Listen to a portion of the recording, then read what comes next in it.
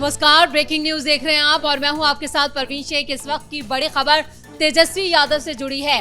बिहार लौटते ही तेजस्वी यादव ने अपनी राजनीति शुरू कर दी है।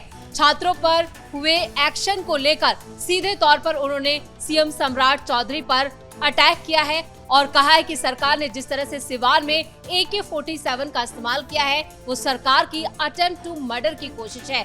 इसके साथ ही उन्होंने अपने भाई तेज प्रताप यादव को लेकर भी बड़ा बयान दिया है। उन्होंने साफ कहा है कि ये जो गिरफ्तारी हुई है वो गलत है, वो उनका समर्थन करते हैं। साथ ही साथ उन्होंने बिहार बंद का आह्वान किया है। इस पर ज्यादा अपडेट के लिए मेरे साथ जुड़ रहे हैं मेरे सहयोगी हर्ष भारद्वाज। हर्ष, क्या खबर आ रही है? और तेजस्वी यादव जैसे ही बिहार लौटे हैं वैसे ही रंग दिखाने शुरू कर दिए। बिल्कुल, देखिए, तेजस्वी यादव ने सरकार को 24 घंटे का अल्टीमेटम दिया है और वो कह रहे हैं कि अगर 24 घंटे के अंदर केस की वापसी नहीं होती है तो हम बड़ा आंदोलन करेंगे और सड़क छाप मुख्यमंत्री को हटा कर रहेंगे। हालांकि उन्होंने तेज प्रताप यादव और कई और बातें कही हैं। सबसे पहले सुनवाते हैं तेजस्वी यादव ने क्या कुछ कहा है, फिर इसके मायने अपने दर्शकों को सुनवाएंगे। कि जिस प्रकार से कल पुलिस की कार्रवाई की गई, AK-47 से जो है गोलियां चलाई गई, लाठी डंडे बरसाए गए, कई छात्र जो है निर्दोष लोगों को जो है गोली लगी है। और हम तो जिन तीनों को गोली लगी है, तीनों छात्राओं से हमने बात की है। कोई 15 साल का है, कोई 18 साल का है, कोई आर्मी की तैयारी कर रहा है, कोई अपना घर चलाने के लिए दुकान में काम करता है, और कोई जो है, एक तो यूपी का लड़का है जो सिवान आया था, और तीनों निर्दोष, और तीनों को जो है गोलियां लगी। ऊपर वाले के वजह से किस्मत अच्छी थी कि उनकी जान बच गई, लेकिन पुलिस का जो गुंडाकरण सम्राट चौधरी ने जो करने की शुरुआत की है, जो परंपरा जो ये बदल रहे हैं, ये लोकतंत्र के लिए ठीक नहीं है। एक बुलेट गॉन जो लड़का था, जो आर्मी की तैयारी कर रहा है, दिसंबर में उसको दौड़ना है, उसके पैरों में गोलियां लगी हैं। पैर में हम जब उससे बात किए तो उसने बताया कि पैर में गोली लगने के बाद भी पुलिस ने उस पे गोली खाने के बाद भी डंडे बरसाए। एक पैर पर खुदा करके थाना ले गया पुलिस वाला, और पानी जब मांगा थाने में तो पानी तक पुलिस वालों ने नहीं पिलाया। इंसानियत मर चुकी है। और जिस प्रकार से सम्राट चौधरी, जो खुद आपराधिक छवि के एक सड़क छाप व्यक्ति है, जिसपे कई मुकदमे चल रहे हैं, ऐसे व्यक्ति जिसके ना चेहरे पे ना जिसके काम पे वोट मिला, जो सेलेक्टेड चीफ मिनिस्टर है, उनके कहने पे ये कार्रवाई की जा रही है। उनके कहने पर विशेष तौर पे विशेष जात को देकर के एनकाउंटर कराया जाता है। रिक्शा वाले, फल सब्जी बेचने वाले पर बुलडोजर चलाया जाता है, दलितों पर बुलडोजर चलाया जाता है। जिस प्रकार से ये सरकार चल रही है, हम सरकार के लोगों से आग्रह नहीं करेंगे बल्कि चेतावनी देना चाहते हैं। कल तक जब दिल्ली में तय हो गया तो सम्राट चौधरी कौन है भाई? जब कल तय हो गया, समझौता हो गया कि जितने आंदोलनकारी हैं, जितने मुकदमे किए गए हैं, निर्दोषों को जेल भेजा गया है, उन सब का मुकदमा वापस लिया जाएगा, जेल से रिहा किया जाएगा।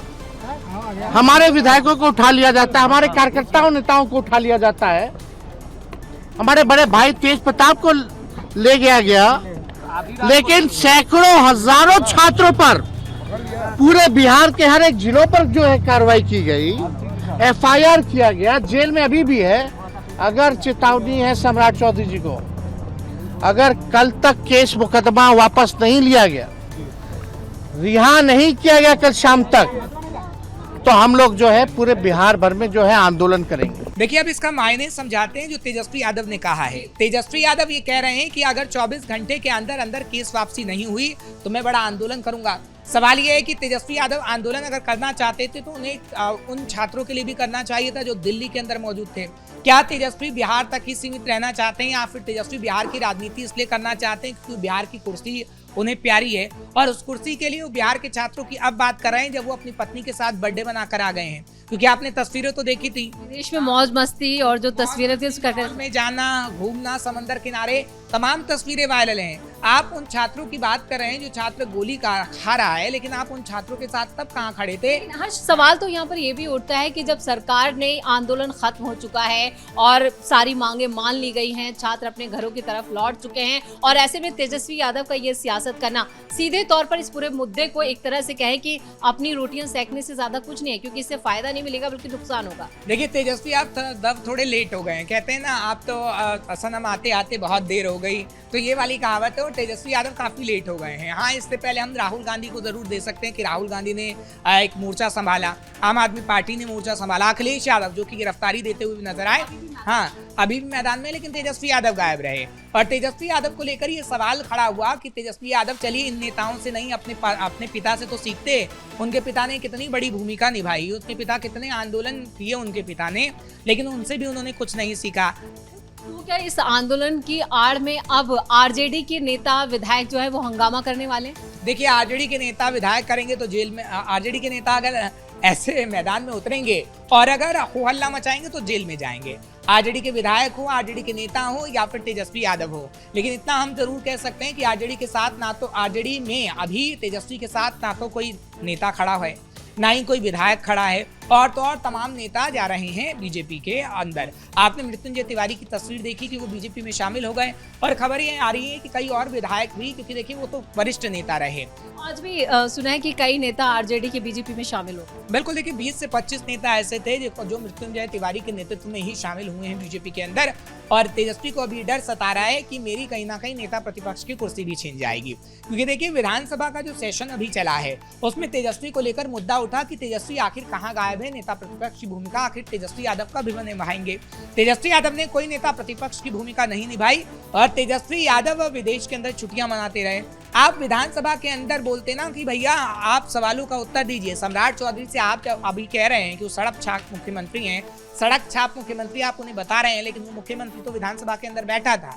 आपके लिए प्रश्नकाल भी रखा गया था विधानसभा के अंदर, लेकिन आपने विधानसभा के अंदर कोई सवाल ही नहीं पूछा। आप अभी जो मीडिया के सामने ये कह रहे हैं कि नहीं सम्राट सड़क छाप मुख्यमंत्री हैं, सम्राट सरकार को और सम्राट को सवालों का जवाब देना चाहिए। जहां आपके पास मंच था, जो तय किया गया है कि अगर विधायकों को जिताया जाए तो विधायक वहां पर जाकर सवाल पूछ सकता है। राघोपुर की जनता ने आपको नेता प्रतिपक्ष बनाया, आपको तमाम विधायकों ने नेता प्रतिपक्ष बनाया, लेकिन आप वहां पर सवाल नहीं पूछे, मीडिया के सामने सवाल पूछे। अरे भाई, मीडिया भी सवाल पूछ सकता है, वो तो पूछ रहा है सम्राट चौधरी से। इस बीच लेकिन प्रशांत किशोर की भी खूब चर्चा हो रही है। अभिजीत दीपके को लेकर उनका जो बयान सामने आया पटना में, इन्होंने बाकायदा एक प्रेस कॉन्फ्रेंस की और अभिजीत दीपके से कहा है कि वो बिहार आए और छात्रों का नेतृत्व करें, यानी एक तरह से भड़काने का काम करें। अभिजीत दीपके को बिहार न्योता दिया गया है कि आप आइए और हम उसके साथ मजबूती के साथ खड़े नजर आएंगे। देखिए, सबसे पहले तो इस बात को नकार दिया है दीपकी की पार्टी ने, सीजेपी ने, कि वो बिहार में नहीं आएंगे, चाहे फिर वो तेजस्वी यादव उनको बुलाएं, तेज प्रताप यादव बुलाएं या फिर पीके बुलाएं, क्योंकि इन सब के बुलाने का मकसद एक ही है कि राजनीतिक रोटियां सेकना। बांकीपुर के अंदर उपचुनाव है और उपचुनाव के मकसद से ये लोग बुला रहे हैं कि उपचुनाव में इनकी सीट पक्की हो सके। तो सीजेपी ने अभी तो पूरी तरीके से नकार दिया है।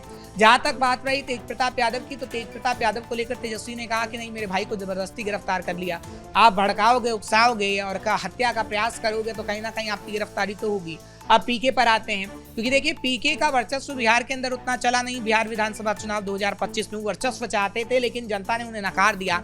अब बांकीपुर उपचुनाव में किस तरीके से वो जीत हासिल कर पाए, क्योंकि देखिए अब तो बीजेपी के फेवर में हो गया ना बांकीपुर उपचुनाव भी, क्योंकि नीट छात्र जो लगातार आंदोलन कर रहे थे, चाहे फिर बिहार के हों, अलग अलग राज्यों के, अब इस्तीफा भी हो गया और नया शिक्षा मंत्री भी मिल गया है और तमाम मांग भी ली गई हैं। तो कहीं ना कहीं जो तानाशाही की बात पीके या तमाम विपक्षी पार्टी कहती थी, बीजेपी ने यह दिखा दिया कि वो कोई तानाशाही सरकार नहीं है, वो जनता के द्वारा चुनी हुई सरकार है और जनता जो भी फैसला लेती है उसका वो समर्थन करती है और जनता के फैसले पर हमेशा राजी रही है।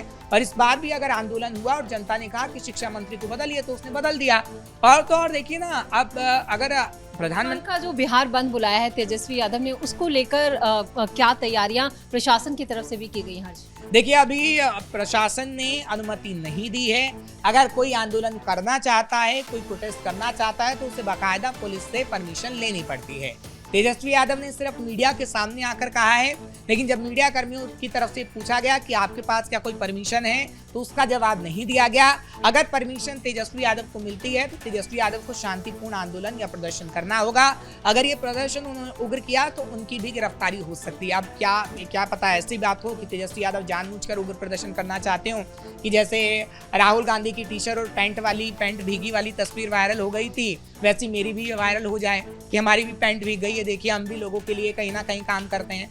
तो आप ये समझ सकते हैं कि नैरेटिव गढ़ने का काम तेजस्वी यादव कर रहे हैं, लेकिन तेजस्वी यादव का अब ये पैंतरा नहीं चलने वाला, क्योंकि सब कोई जानता है कि जब मुद्दे होते हैं जमीन पर तो अपनी पत्नी राजश्री के साथ छुट्टियां मना रहे होते हैं, और जब मुद्दे खत्म हो जाते हैं तो एंड टाइम पर वो पहुंचते हैं जिसका कोई औचित्य नहीं। हर्ष, इस तमाम जानकारी के लिए बहुत बहुत धन्यवाद। तो कुल मिलाकर तेजस्वी यादव इस पूरे मुद्दे पर छात्रों के आंदोलन को लेकर जो आवाज उठा रहे हैं, जिस तरह का नैरेटिव गढ़ने की कोशिश कर रहे हैं, उसमें उन्होंने काफी देर कर दी है।